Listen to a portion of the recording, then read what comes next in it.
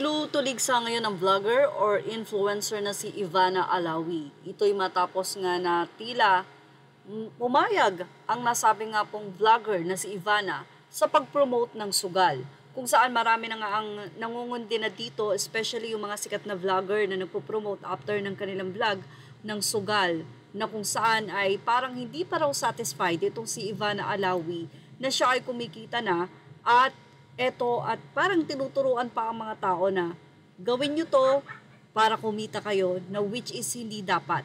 So ilang mga netizen ang hindi natuwa sa ginawang ito ni Ivana Alawi. Actually ito po ay posted ni Ibi Jugalbot sa kanyang Facebook page, na posted naman ng ilan pang Facebook page na hindi nga nagustuhan at tinuligsa nga nila itong si Ivana Alawi.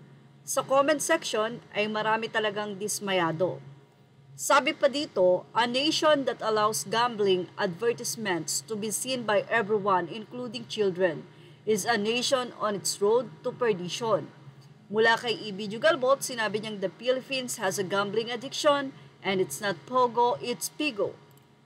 Samantala, narito naman ang naging komento ng mga netizen sa ginawang pag-promote nga na ito ng influencer at sikat na vlogger na si Ivana Alawi. Anila, Ivana is one of the biggest endorsers in gambling. I don't hate her, but the influence she have hindi basta-basta, kaya dun ako hindi sang-ayon.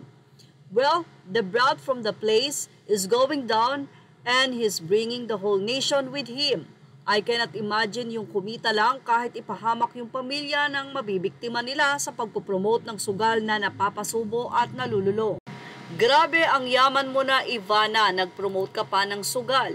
Si Ivana ba yan, promoting gambling, her family and friends, wala bang nag-advise sa kanya? Tatak bagong Pilipinas yan, sipa ng iba. Scam ang online games, kapatid ko tumaya sa 3D Lotto, di binayaran, pera na naging bato pa. In Singapore, hindi makakapasok sa casino ang sinuman under 21 years old. Mga foreigner libre pumasok sa casino, pero ang Singaporean may bayad kung hindi ako nagkakamali. $100 per person. Kaya kahit gustuhin man nilang maglaro sa casino, pagpasok nila, may talo na sila, kaya yung iba hindi na lang. Sa Pilipinas, kahit bata, pwede lahat. Walang mananalo sa sugal. Anyway, say ng ilan, buti hindi ako nahuhumaling sa sugal na yan. Kung siguro pinagpapatulan ko yan, lugi na ang small sari-sari store ko. Yan, ako sa pasalamat siya sa Panginoon. Dapat daw ipagbawal ang pag-promote ng mga anong uri man ng sugal sa social media.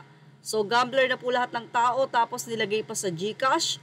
Basta kung makahakot, pera, okay sa kanila.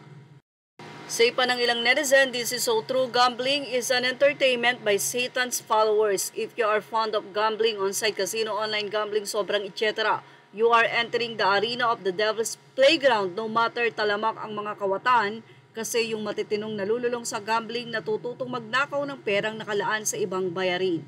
Niloloko nyo lang ang taong bayan, kunwari pa inalis ang Pogo, pinalit mas matindi at talamak. Advertismo, kawawang Pilipino. Bad example bilang SOCMED influencer, sugal ini-endorso. Anyway, siguradong kakatwiranin daw ng mga tao o ni Ivana Alawi, nasa sayo na yan kung gagawin mo o hindi. Pero yung pag-promote mo at tila pag-convince sa mga tao na once na ginawa mo to ay ganito ang mangyayari, ay isang bagay na sobrang maling-mali nga naman. Well, ano masasay mo dito, Ivana Alawi? Ilagay na ang inyong opinion sa ating comment section. Images are all credit to the rightful owners. Thank you for watching Showbiz Now.